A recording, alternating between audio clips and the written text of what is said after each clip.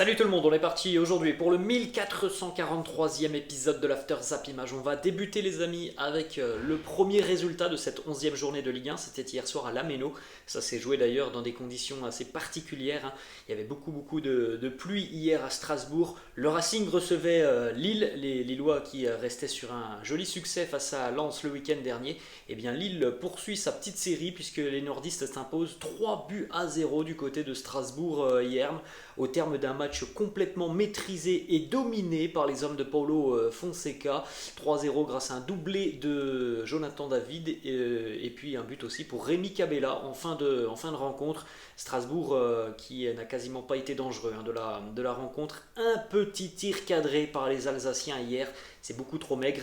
Lille a cadré 7 fois hier et Lille aurait même pu s'imposer un petit peu plus largement. Ensuite, on poursuit les amis avec une petite déclat de Julien Stéphan, l'entraîneur strasbourgeois. On rappelle tout de même que le Racing ne compte qu'une seule victoire cette saison en Ligue 1. C'était la semaine dernière du côté d'Angers. Julien Stéphan qui nous dit: on a été battu par une équipe beaucoup plus forte dans tous les domaines du jeu. Contre Toulouse la semaine prochaine, ce sera davantage notre championnat et on devra prendre des points. Ensuite, on poursuit les amis avec une déclat de Jonathan David qui nous dit: pour l'instant tout va bien, mais on ne peut pas s'enflammer car aujourd'hui c'est la première fois que l'on compte 2 victoires consécutives cette saison. Il faut se reposer et être prêt pour Monaco. Le calendrier va être assez sympa pour Lille sur les prochaines semaines. Il va y avoir de très belles affiches et comme le dit Jonathan David, eh bien, depuis le début de saison les nordistes avaient du mal à enchaîner, à être réguliers. Là c'est la deuxième victoire consécutive, donc c'est plutôt positif pour les Dogs.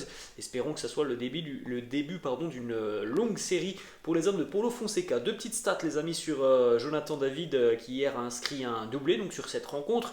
Jonathan David est devenu officiellement hier le meilleur buteur du LOSC au 21e siècle. Il devance donc désormais Eden Hazard. Ensuite, autre statistique, Jonathan David est aussi le meilleur buteur de Ligue 1 cette saison avec 9 réalisations. Il devance désormais Neymar, Kylian Mbappé et Terem Mofi. Évidemment, Neymar, Mbappé et Mofi peuvent peut-être reprendre leur dû ce week-end s'ils sont buteurs. On poursuit les amis du côté de l'Olympique de Marseille. Demain, ça sera le Classico entre le PSG et l'OM. Déclaration d'Igor Tudor, l'entraîneur de l'OM, qui nous dit: c'est vrai que c'est inhabituel de voir un club avec un budget autant supérieur aux autres. Ça rend les choses plus difficiles pour nous, mais l'histoire nous enseigne que c'est possible. Moi, je veux qu'on montre qu'on est une équipe sérieuse. De ce que l'on voit les amis sur les dernières semaines, je ne parle pas du début de saison, je parle vraiment là du dernier mois, on va dire ça comme ça, on peut se dire que l'OM a les armes demain pour venir embêter le Paris Saint-Germain au Parc des Princes, pour que ce match au final il soit serré. C'est vrai que si on regardait le début de saison, on se serait dit le PSG va certainement mettre une gifle à l'OM.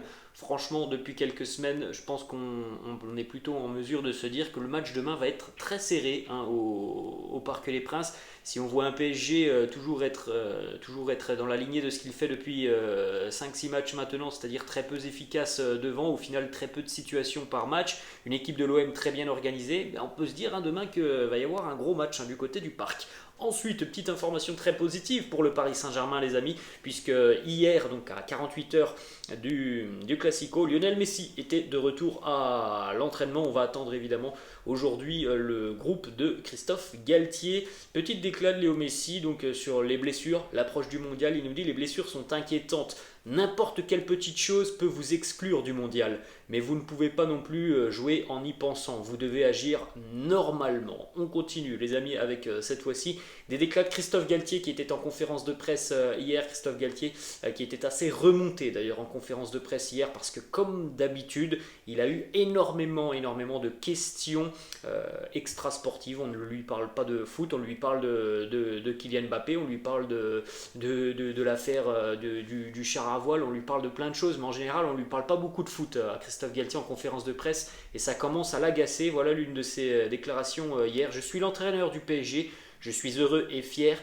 mais on ne me parle que 1 minute 30 de football à chaque fois, et quoi que je dise, vous écrivez toujours le contraire. Je ne suis pas là pour commenter les rumeurs. Ensuite, en ce qui concerne la pression en tant qu'entraîneur du Paris Saint-Germain, il nous dit: lorsqu'on est coach du PSG, on s'y attend, on est préparé, Mais là, c'est vrai que c'est très particulier. C'est tous les jours, mais ce n'est pas une pression pour moi. C'est agaçant et très désagréable de ne pas parler de football. Dernière petite déclat de Christophe Galtier, justement sur les rumeurs Kylian Mbappé, qui devrait quitter selon toutes les informations de PSG à l'issue de la saison. Il nous dit: si j'ai parlé avec Kylian de la rumeur, non, je l'ai vu investi et concentré à l'entraînement. On enchaîne les amis du côté de l'Espagne puisque demain ça va être une magnifique journée de football, il y a des affiches partout les amis, demain le Classico en France, Classico en Espagne, Liverpool City, de belles affiches aussi en Allemagne. Bref, du côté de l'Espagne, petite information, hier il était de retour à l'entraînement Antonio Rudiger après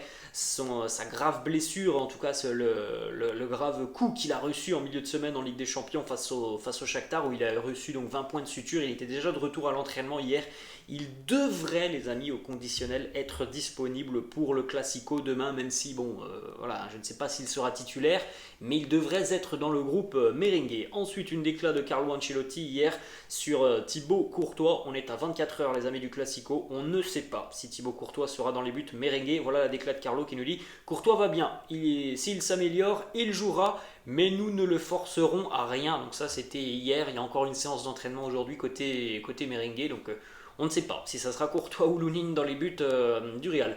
En ce qui concerne le Barça, une déclaration de Rafinha qui nous dit: nous sommes les leaders du championnat. S'il y a quelqu'un qui doit faire attention, c'est bien le Real Madrid. Voilà les mots de Rafinha qui a lancé un petit peu ce Classico dans la presse. Une petite déclat aussi de Frenkie de Jong qui nous dit: évidemment nous sommes tous très déçus, tout le monde dans le vestiaire est déçu de ce qu'il s'est passé en milieu de semaine en Ligue des Champions. C'est normal, la frustration prédomine, mais maintenant on doit évidemment changer notre état d'esprit et nous jeter à corps et âme dans ce Classico. Petite déclat de Joan Laporta qui nous dit: le Classico est toujours important. Je pense que nous avons un meilleur système que celui du Real Madrid et j'espère que nous serons encore leaders à la fin du match. On va voir aussi demain si cette équipe a les qualités pour répondre tout simplement après être tombée en milieu de semaine face à l'Inter. La chose la plus importante pour nous est de se relever. Petite déclat d'un joueur qui ne sera pas présent demain pour le Barça et c'est bien dommage parce que c'est un joueur qui en général pose beaucoup de soucis, notamment à Vinicius Junior.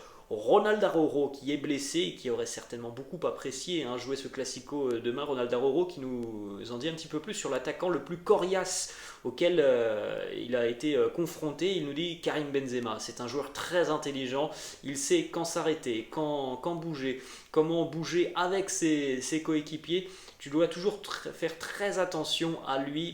Pour Karim, il n'y aura pas d'Araujo demain. Il devrait peut-être retrouver Jules Koundé demain côté catalan. Gérard Piqué aussi peut-être est pressenti. Eric Garcia, Sergi Roberto, Baldé. Bref, il y a encore quelques petites incertitudes côté Blaugrana. On va poursuivre les amis du côté de l'Angleterre. Résultat hier pour le match d'ouverture de cette journée de PL. Brentford recevait Brighton hier. Victoire pour les Bees de Brentford 2-0. Doublé d'Ivan Toney avec notamment un but sur penalty. Regardez ses stats sur Ivan Toney. En 2022, seuls 2 joueurs ont marqué plus qu'Ivan Toney en Première Ligue: Heung-min Son et Harry Kane. C'est énorme comme statistique les amis pour l'attaquant de Brentford qui hier a marqué aussi son 50e but sous les couleurs de Brentford en 100 matchs joués pour les Bees. Le ratio est plutôt pas mal pour l'attaquant anglais. C'est un but tous les 2 matchs. Et puis en ce qui concerne les pénaltys, il n'en a jamais raté un dans sa carrière. Il a inscrit hier son 20e pénalty en 20 tentative. On ne compte pas évidemment les séances de tir au but, mais voilà, dans un match il n'a jamais raté un penalty. C'est un super attaquant, Ivan Toney, et évidemment que déjà cet été il a failli quitter Brentford. On pense peut-être que l'été prochain il ne sera plus du côté de Brentford mais dans un club un petit peu plus huppé. On va poursuivre les amis du côté de Manchester City. Déclaration premièrement de Erling Haaland justement sur le choix d'un tireur de penalty si jamais ça pouvait lui sauver la vie. Voilà la réponse de Erling. Je dirais moi, car j'ai une énorme confiance en moi, mais sinon je pense aussi à Mario Balotelli. Il était un tireur de penalty incroyable. On continue toujours du côté de City les amis. Très bonne nouvelle pour les Sky Blues de Manchester City. Phil Foden a prolongé officiellement son contrat hier avec son club de cœur. Il s'est engagé jusqu'en 2027 avec les Sky Blues. Petite déclaration de Phil Foden qui nous dit: c'est difficile de dire à quel point je suis heureux d'avoir signé ce contrat. C'est un rêve devenu réalité, j'ai été un fan de Manchester City toute ma vie, je me suis entraîné ici pendant tant d'années, j'ai même été ramasseur de balles, j'aime tellement ce club. Regardez les amis les stats de Phil Foden sous les couleurs de City: 182 matchs, 52 buts, 36 passes décisives, 4 titres de champion d'Angleterre, 4 coupes de la Ligue, 2 Community Shield, une FA Cup, deux fois plus jeune joueur de Première Ligue.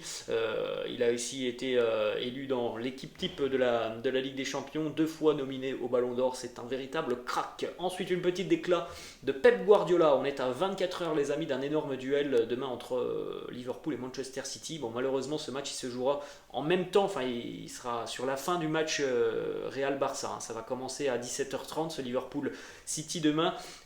Pep Guardiola qui nous dit: Liverpool a toujours été notre plus grand challenger, je connais leur qualité, si nous en étions à 10 journées de la fin, je dirais qu'ils ne pourraient pas nous rattraper, mais maintenant tout peut arriver. Alors l'écart est déjà tout de même assez conséquent hein, entre City et Liverpool, mais pour Guardiola il ne faut surtout pas entériner les chances des Reds. Ensuite on continue les amis du côté de Newcastle, une information qui concerne Bruno Guimaraes, c'est l'un des joueurs les mieux valorisés du côté de l'effectif des Magpies.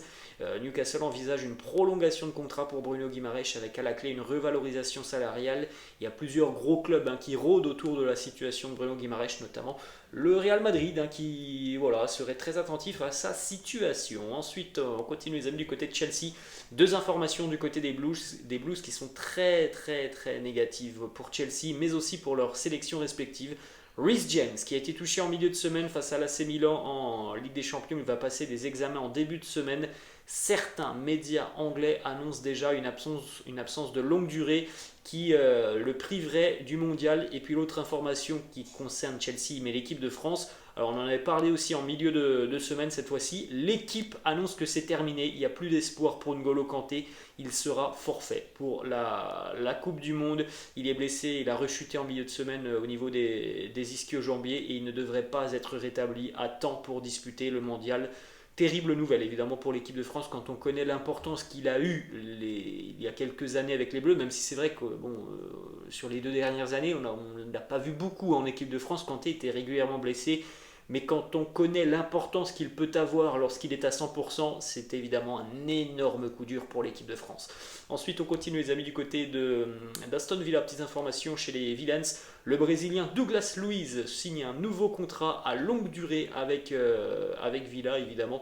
Il y a derrière tout ça une revalorisation salariale et puis une clause qui va être revue à la hausse, parce que là aussi comme pour Bruno Guimaraes, il y a beaucoup de clubs qui suivent la situation de Douglas Luiz.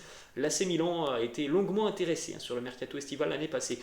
On va terminer les amis déjà premièrement du côté de l'Italie, une petite déclat de Max Allegri qui se défend comme il peut en conférence de presse. Max Allegri qui nous dit: sur les 7 matchs où nous avons davantage couru que l'adversaire, nous avons fait 4 nuls, 1 victoire et 2 défaites. Les matchs où on a moins couru, on a fait 3 victoires et 3 défaites. Voilà la réponse de Max Allegri. Donc au final pour lui, visiblement, ça n'a aucun sens de courir plus que son adversaire.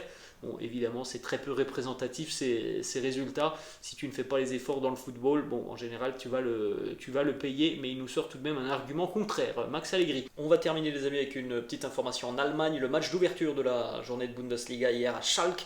Nulfir a été battu 3-0 à domicile par Hoffenheim. Doublé pour Skov et un but aussi pour Mounas Dabour. Voilà les amis, la fin de cette vidéo. J'espère que ça vous a plu. N'hésitez pas, comme d'habitude, à lâcher un petit pouce bleu. N'hésitez pas non plus à vous abonner à la chaîne. Je vous laisse, je vous dis à la prochaine. Ciao.